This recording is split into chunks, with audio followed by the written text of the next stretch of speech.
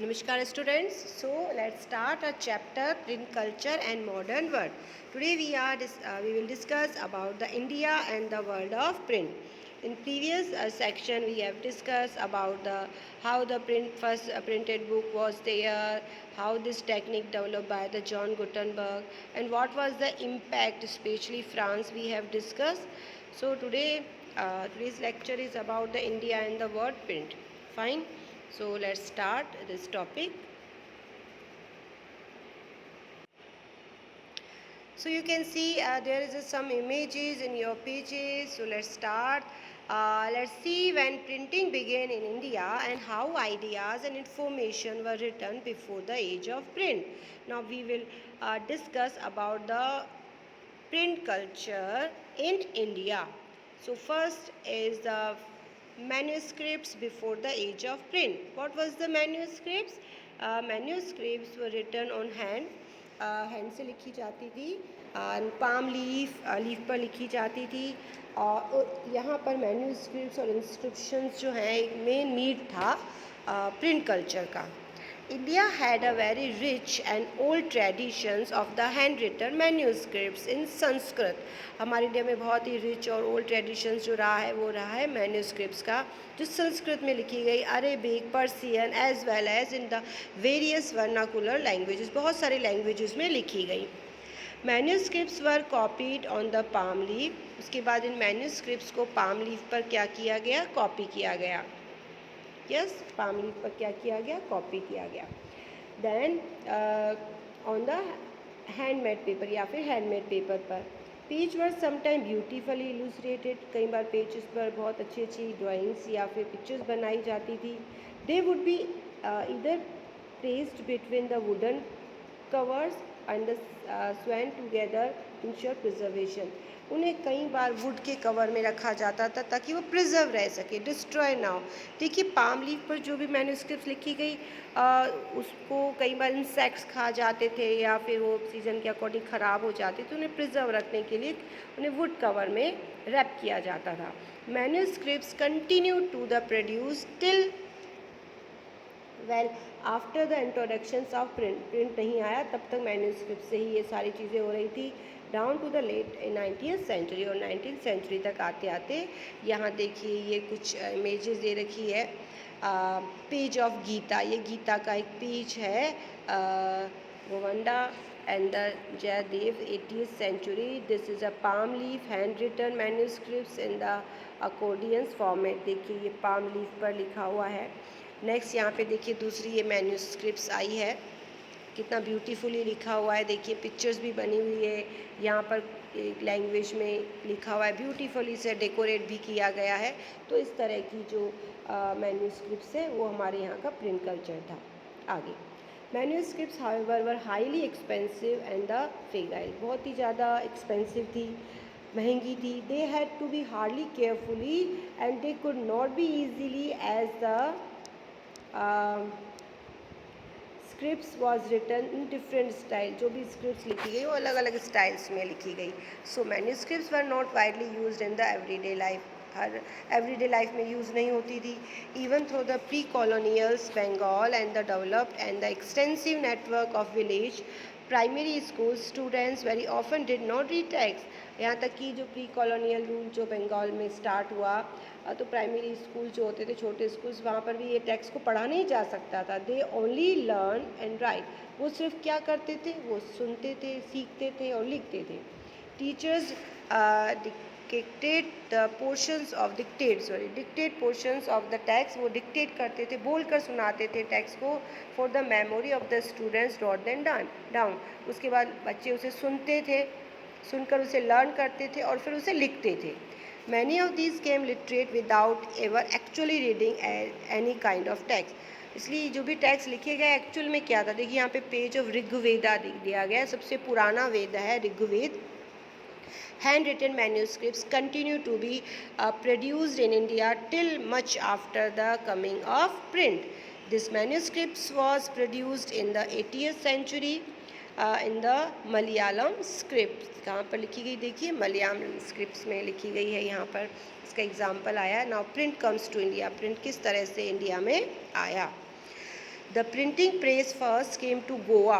देखिए यहाँ पर क्वेश्चन बन गया, सबसे पहले कहाँ है, Goa. With the Portuguese missionaries in the mid 60th century. देखो पुर्तगीज एक यूरोपियन कंट्री है, जो वास्को डी गामा है वो भी पोर्तुगीज से ही आया था। तो सबसे पहले उन्हीं के साथ ये टेक्निक आई गोवा में, मिड 70th सेंचुरी। यहाँ पर देखिए Jesuit priest learn Konkani and the printed several tracts. जो है जो प्रिस्ट थे, प्रिस्ट क्या होते हैं, जो चर्चेस में जो पुजारी होते हैं, पुजारी जैसे हिंदू टेम्पल्स में पुजारी होते हैं वैसे ही प्रिस्ट होते हैं ना। तो जीसुट जो प्रिस्ट थे उन्होंने कोंकणी को सीखा एंड प्रिंटेड सेवरल ट्रैक्ट, और बहुत सारे ट्रैक्ट बनाए, यानी कि बहुत सारी जो पुरानी चीज़ें उन्होंने लिखना स्टार्ट किया। By 1674 about 50 books had been printed in the Konkani. अब यहाँ देखिए 1674 में 50 बुक्स लिखी गई हैं कोंकणी लैंग्वेज में and the Kannada language, Konkani में लिखी गई और कन्नड़ लैंग्वेज में। Catholic priest printed the first Tamil book. अब यहाँ पे फर्स्ट तमिल बुक की बात आ रही है। द फर्स्ट तमिल बुक जो लिखी गई 1579 में कोचीन में, and 1730 the first Malayalam book was printed by them. First जो मलयालम बुक है वो भी लिखी गई। इन 1710 Dutch Protestant missionaries had printed 32 Tamil Texas, many of them translate in the order work. कई टेक्स्ट का ट्रांसलेशन भी किया गया। यहाँ पर देखिए इंडिया के पर सबसे पहले गोवा में आया, उसके बाद 50 बुक्स लिखी गई कोंकणी एंड इन कन्नड़ भी लैंग्वेज है।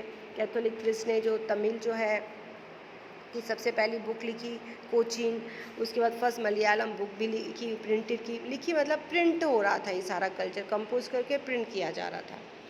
Fine. English language press did not grow in the India till quite later, even though the English East India Company began to import the presses from the late 70th century। अभी तक English जो language है उसका इतना ज़्यादा publish नहीं हुआ था, पब्लिश मतलब इतना ज़्यादा पॉपुलर नहीं हुई थी। ये कब हुआ, जब कंपनी ने इंपोर्ट करना शुरू किया किसका, प्रिंटिंग प्रेस का, और उन्होंने कब शुरू किया, late 70th century. From 1780s James August Hicky, यहाँ ये नाम याद रखेंगे, James August Hicky began to edit the Bengal Gazette, a weekly magazine, and the described to the itself is a commercial paper open to all। और सबसे पहले 1718 में James August जो हिकी थे उन्होंने एक एडिशन शुरू किया जिसमें इसका नाम था बंगाल गजेट, एक वीकली मैगजीन थी। है देखो बंगाल गजेट एक न्यूज़पेपर भी है, आगे आएगा, और ये एक वीकली मैगजीन भी है। ये कब हुई है, 1718 में उन्होंने स्टार्ट किया। एक कमर्शियल पेपर था but influenced by none, so it was the private English enterprises proud so its independence from the colonial influence and began English printing in India।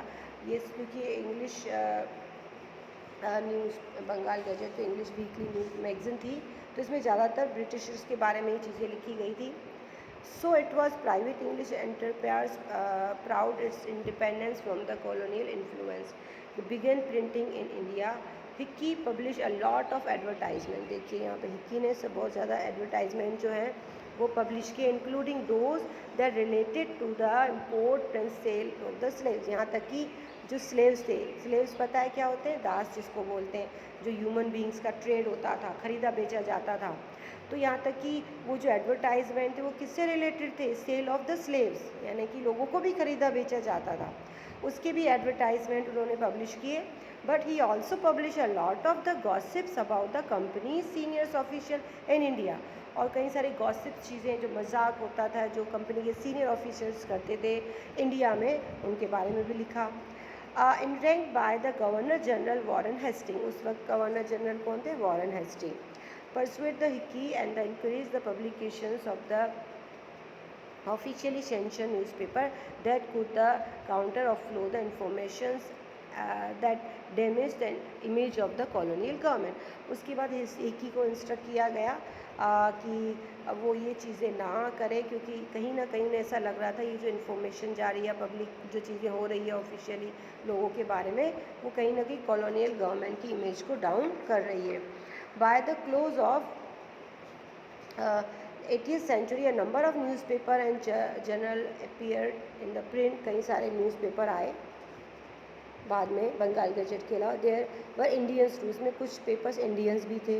Who began publish Indian newspaper, जो India का खुद का newspaper था.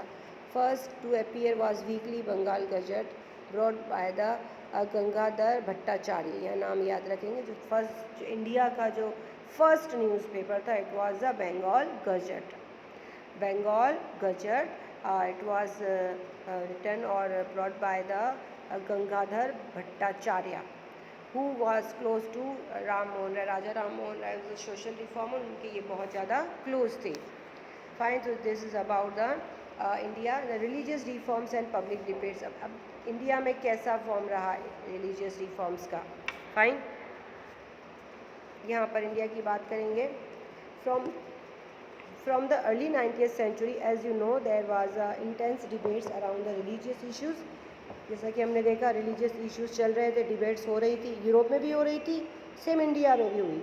Different groups confront in the change happening with the colonial society in the different ways and offered a variety of new interpretations of the belief in often religions. अब जो colonial society में, colonial rule में जो काफ़ी सारे changes हो रहे थे सोसाइटी में, तो कई सारे जो डिफरेंट रिलीजियस थे वो नए नई चीज़ों की डिमांड करने लगे. Some criticise the existing practice and the campaign for the reform. कई लोगों ने जो रिफॉर्म्स हुए, जो सुधार हो रहे थे, उनके खिलाफ क्या किया, कैंपेन किया, क्रिटिसाइज़ किया उन्हें.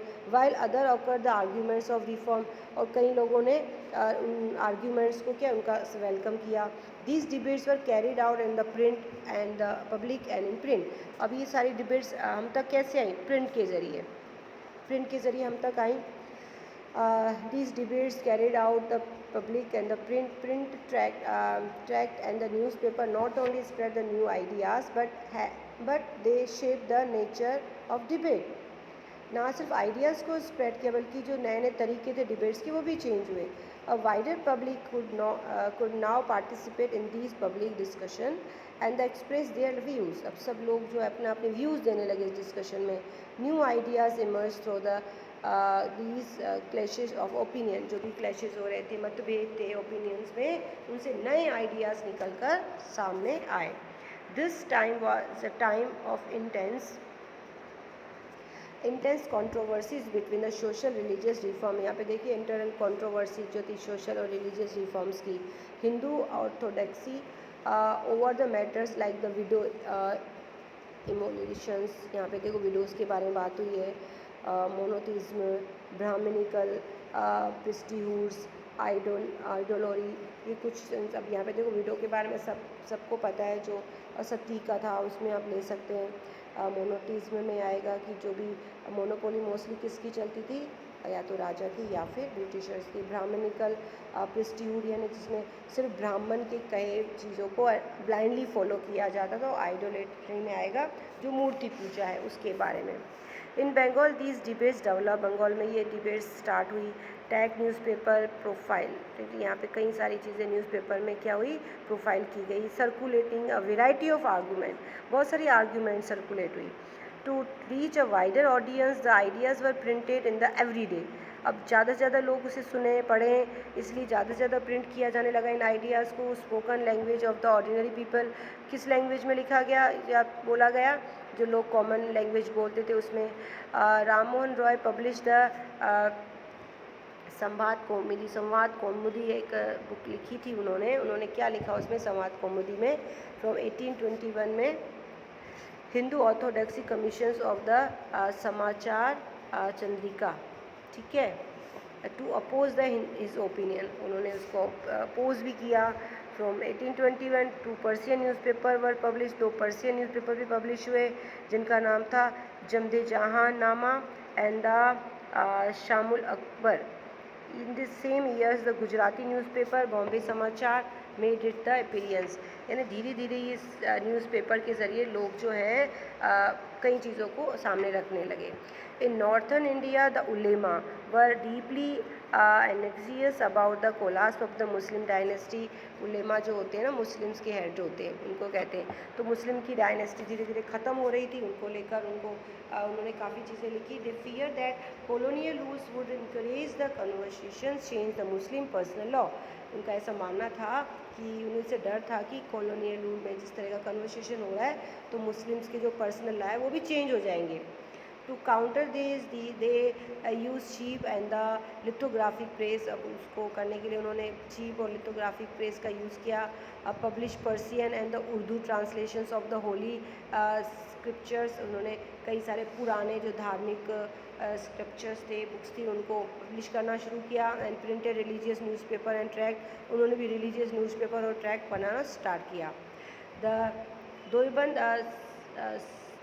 seminary founded in the 1867 published thousands upon thousands of the fatwa, telling Muslims readers how to conduct themselves in their everyday lives and explaining to meaning of the Islamic doctrines. वहाँ पे उन्होंने Islam's का यहाँ पे कहीं ना कहीं प्रचार करना शुरू किया, रियल में इस्लाम क्या ये बताया लोगों को। All through the 19th century a member of Muslim scarce and the seminaries appears, each was different interpretations of faith. सबका अपना faith था। each keen of the enlarging and flowing of the countering and influence its opponents. Urdu print help to them the conduct these battles in public.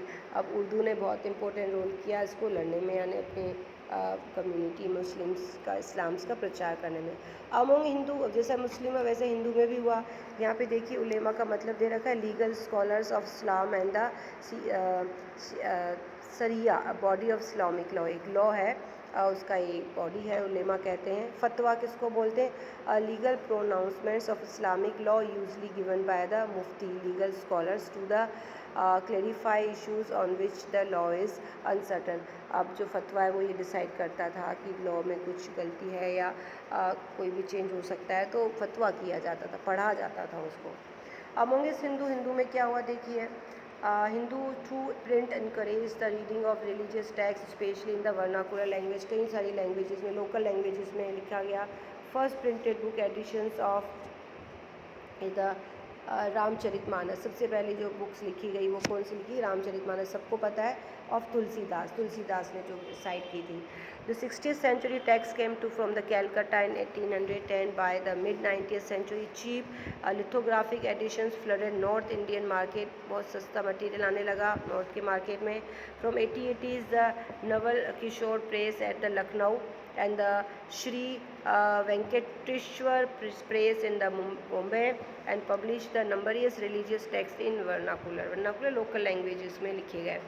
In their printed and the portable forms, these could be read easily by the faithful in any place at the time.